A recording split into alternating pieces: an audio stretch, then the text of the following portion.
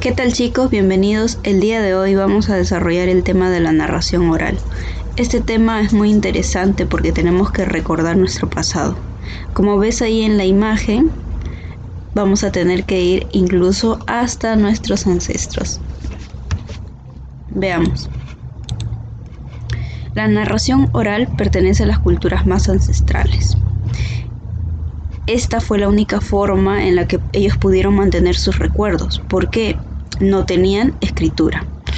Entonces, al no tener ellos una escritura como tal, claro, tenemos que tener en cuenta que incluso hasta ahora se siguen estudiando los quipus, se cree que podría ser su forma de escribir, ¿no? Pero no hay nada claro sobre ello. Entonces, no había una forma en la que nosotros también pudiéramos enterarnos de sus costumbres, de su cultura, de sus hazañas. Entonces, ellos desde tiempos remotos tuvieron eso muy arraigado, ¿no? De contar a sus generaciones, ¿no? Los padres les contaban a sus hijos y sus hijos a sus propios hijos y así sucesivamente.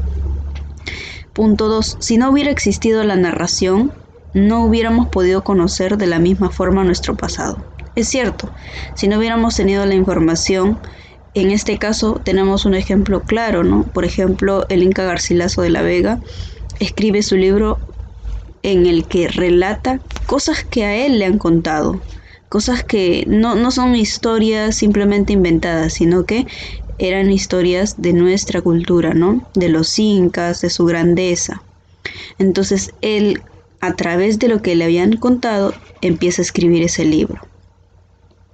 Punto 3. La narración oral fue parte muy arraigada de los incas.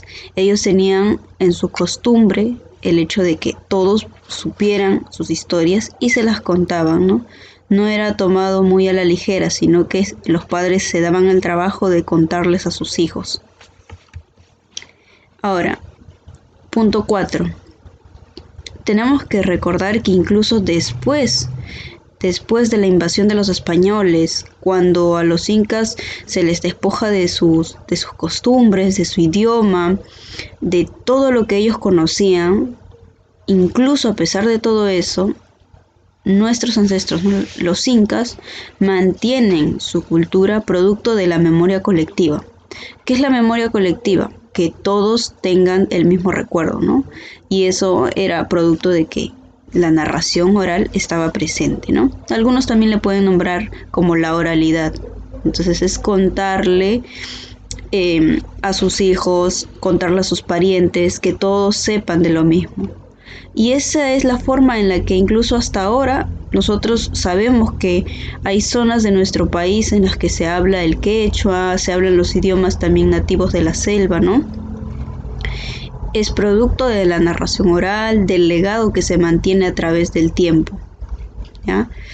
Punto 5. La narración oral forma parte de todos nosotros. Eso es muy cierto, chicos, porque incluso en muchas familias los padres se dan el trabajo de contarles historias, ¿no? Y a veces nosotros decimos, no, nos está contando, ya va a empezar otra vez. No lo tomen en poco, chicos. Escuchen las historias que les cuentan sus padres, sus abuelos, sus tíos, porque es parte de nosotros, aunque no le prestemos mucha atención a este aspecto, es parte de nosotros, eso de contar historias, viene de nuestro legado. Incluso en lo que es la literatura peruana, al principio no había una literatura como tal escrita, sino había muchas historias que se contaban de manera oral. Todos conocían la leyenda de tal lugar, el mito de tal lugar, pero no había un autor como tal, sino que todos eran los mismos que pasaban de generación a generación esa historia, ¿no? Punto 6. Como les había comentado, actualmente hay familias que mantienen el legado de la narración oral. Y nosotros debemos también seguir ese legado, ¿no? Mantener ese legado. Es muy importante, forma parte de nosotros, aunque no le prestemos mucha atención muchas veces. El contar historias viene incluso desde tiempos muy remotos. Entonces, se espera que también las historias que le cuentan sus padres a ustedes cuando tengan sus hijos también lo puedan contar y así mantener la memoria colectiva, ¿no? Muy bien, en la actualidad las personas que cuentan historias reciben muchos nombres, ¿no? Porque no solamente están nuestros padres que nos cuentan historias, sino también las personas que les interesa a fondo este tema y se preparan mucho más, ¿no? Hay muchos nombres, por ejemplo, mediadores de lectura, cuentistas, animadores de lectura, etc. Los mediadores de lectura son los conciliadores entre el libro y el lector. Se cree que, pues no, en la actualidad el lector está en una especie de pelea, ¿no? Porque no le gusta leer, no le gusta abrir el libro. Entonces, ¿qué hacen estos mediadores? Mediante estrategias van a promover que el alumno le interese por sí solo leer. Es muy difícil, es cierto, pero hay personas que les interesa esto, ¿no? También están los cuentistas, que simplemente se dedican a narrar o escribir historias, ¿no?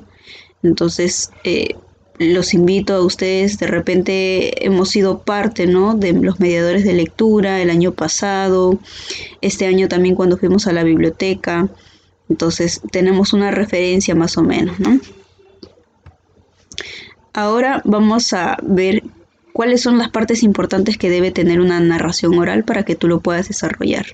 En tu libro tienes estos 3 puntos importantes: personajes, lugar y hechos. Dentro de hechos sabemos que está la estructura, ¿no? Inicio, nudo, desenlace.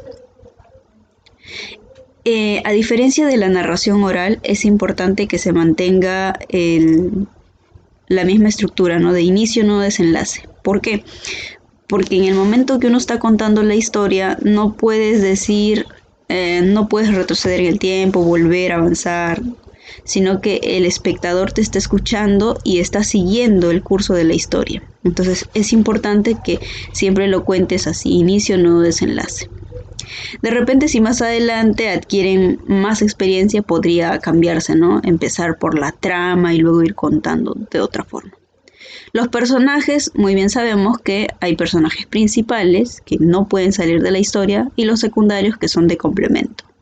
El lugar va a ser donde acontecen los hechos. Entonces, organizas esto en tu libro, redactas más o menos qué historia quieres contar. Puedes contarnos alguna historia que tus padres o tus abuelos te hayan contado. Eso sería muy enriquecedor para nosotros. Y nos vas a enviar al WhatsApp un videíto contándonos cualquier historia, ¿no?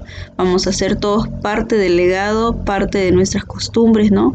Contando historias, así como nuestros ancestros. Ellos también contaban historias. Entonces, a veces pensamos que nuestros padres, ¿por qué cuentan tantas historias? Eso es producto de nosotros mismos. Viene ya como una especie de chip. Entonces, debemos mantener el legado, debemos mantener esa costumbre, ¿no? El Perú, a pesar que no es un país que lee mucho, le encanta contar muchas historias, y sé que pronto vamos a cambiar eso, vamos a también interesarnos más por la lectura. Todo depende de cada uno de nosotros, de cómo pongamos de nuestra parte. Muchas bendiciones, chicos, esfuércense, y el día de hoy hemos conocido un poco más de nuestra historia y nuestro legado con respecto a la lectura, a la narración oral. Bendiciones.